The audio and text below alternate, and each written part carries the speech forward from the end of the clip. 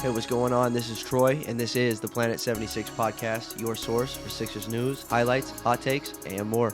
Welcome to the show.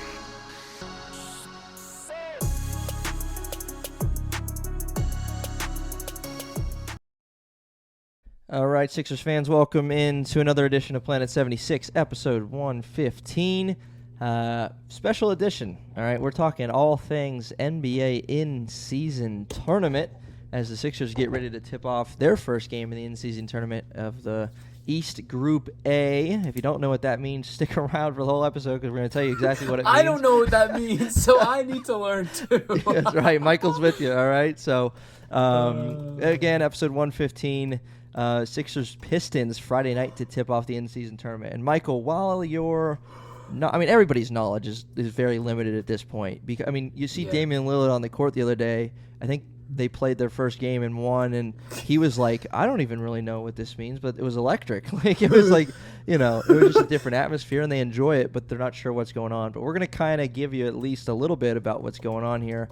So, Michael, regardless of that, what are your thoughts on what you do know about it? That this is an in-season tournament with a championship set for a month from now in early December. Like, what in the world? Love it, hate it, neutral thoughts? I'm so very neutral on the in-season tournament. I don't love it. I don't hate it. Partially because I don't fully understand it still. And I know it's probably not very difficult to understand. I understand there's group play. I understand double elimination. Is it double elimination? No, not in the knockout round. No. So we'll get there. We'll get there, buddy. We'll get there. Yeah. So, but and I know there's groups. That's it. That's it. Hey, you're halfway there. So, the 76ers are in what is the East Group A. So each team is in a group, right? There's East A, B, C. There's West A, B, C. 5 teams in each, 30 teams. Everybody's in. Each team in the group stage will play every other team in their group. So, for example, the 76ers in their group, they have the Cavaliers, they have the Hawks, they have the Pacers, they have the Pistons. They'll play 2 of those teams on the road, 2 of those teams at home. Group play is only happening on Tuesdays and Fridays around the league. So, some groups kicked off their play last Friday, and Sixers will kick off their play this Friday at the Pistons. And so one of those teams, and then I'll get your thoughts here. So group play is this: you play everybody in your group. One of those teams, whoever has the best record, is going to move on to the knockout round. Okay, so there'll be 6 group winners, and then each conference will have an additional 1 wild card team, which will be the team that's best. That's in second in their group. So it'll make 4 teams on each conference moving on to the quarterfinals, aka the knockout round. Does that make sense? It does. All right. I think that clears things up pretty well. So, before we move on to what the knockout round consists of, what are your thoughts on the Sixers draw? So they have the Pistons, the Pacers, the Hawks, and the Cavaliers, and they play the Pistons and Hawks on the road. What's your thoughts on this group? My thoughts are that they should win every single game. All right. Those are my thoughts. Those are the Pacers. They're starting off pretty solid this year. I don't want to discredit them. The Pistons could maybe give you a run, but I think the Sixers could beat them and should beat them pretty handily. Hawks, same as well. The Hawks are good. I like Trae Young. Sixers should win pretty handily. Cavaliers, the Sixers should beat the Cavaliers. And I think the Cavs are a tough team. They play the Sixers pretty well. They haven't changed much since last year. They actually have George Niang now. And they got some other solid role players. I believe they also signed Max Strus, who's solid. Yep. Sixers should beat them. Those are my thoughts. There you go. All right. So hopefully that happens. And if it does, the Sixers will be moving on to the knockout round. But I think I'd be remiss to not share this fact with you because I just want to point out the draw that the NBA decided to give the Boston Celtics in appropriately named Group C in the Eastern Conference. Listen You think the Sixers have a decent draw? Listen to who the Celtics get to play: the Nets, the Raptors, the Magic, and the Bulls. Tell me that's easy. Tell me that's not easier than what the Sixers got. Something's fishy there. Something's fishy. Adam Silver. Something's up there. It's almost like he wants the Celtics to win. I mean, they're in Group C. They got an easy draw. I mean, That's come on. strange. So That's very strange. I mean, the best team is a borderline 500 team. correct. Right. There's a couple borderline. It's a little weird if you ask me. Yeah, and then the Cavs. A lot of people are big on the Cavs this year. I think Pacers have started out 5-3, and I mean the Hawks have Trae Young, so Sixers.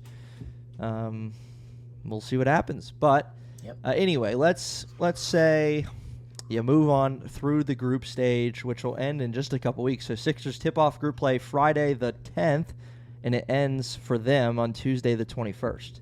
All right, so we'll know if they've moved on or not at that time or around that time.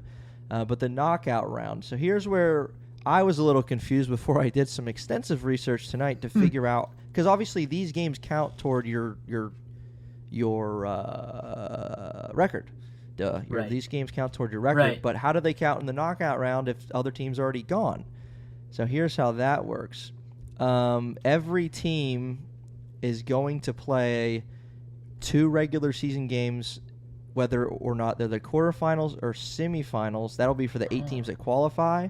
But the other 22 teams that don't qualify for the knockout round, they're going to play 2 other regular season games that same week that are just regular season games. On December 6th and 8th, 22 teams that don't qualify are going to get 2 games against, I guess, teams that are obviously to be mentioned, named later. Okay. And then the 4 teams that lose in the quarterfinals are going to play another regular season game on December 8th as well. So that's kind of how that is going to work. Okay. The only game that does not count toward your regular season is the championship of the in-season So there's tournament. an extra game for 2 teams, Correct. but it doesn't count towards their Correct. record. Yep. Hmm, So every okay. game counts Wow. toward the record, even whether you're in the quarterfinals, semifinals, Right. or just a scheduled game because you needed to get one.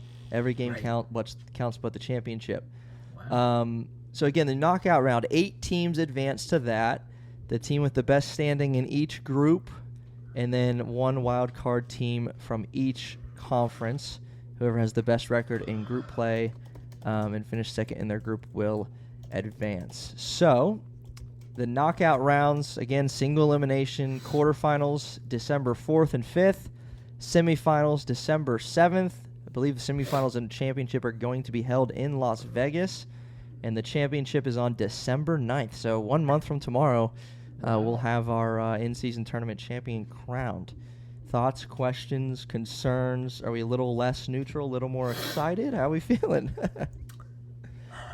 Definitely, maybe like 2% more excited. No, but this seems fun. I think I don't know how invested the players are, honestly, but from a fan standpoint, I think it sounds fun. It's at the end. Oh my gosh, I can't talk.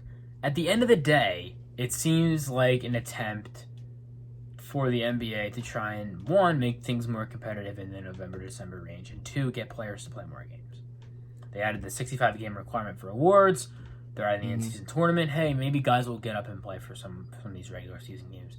If there's even if it's a not greatly motivating incentive, there's something there as opposed to nothing. So I think it's a good idea.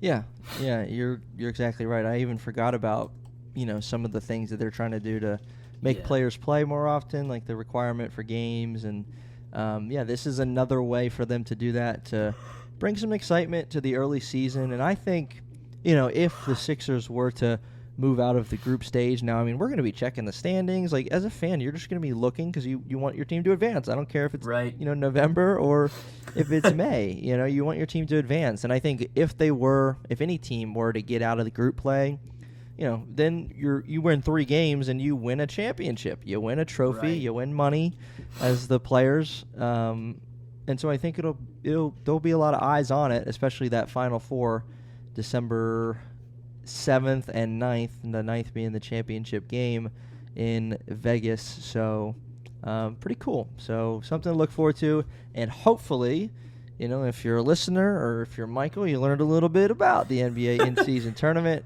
And Yes. again, game 1 for the Sixers at Detroit on Friday. That is their next game this Friday. And then they'll play Tuesday against the Pacers, Friday against the Hawks, and then the following Tuesday, the week of Thanksgiving, against the Cleveland Cavaliers.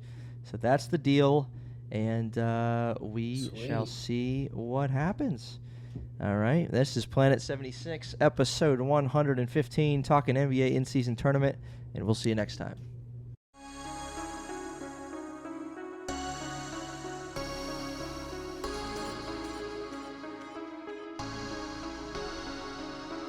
You just listened to an episode of the Planet 76 podcast. Hey, we appreciate you joining us for this episode. Whatever platform you're on, why don't you hit that subscribe button for us, and we'll see you next time.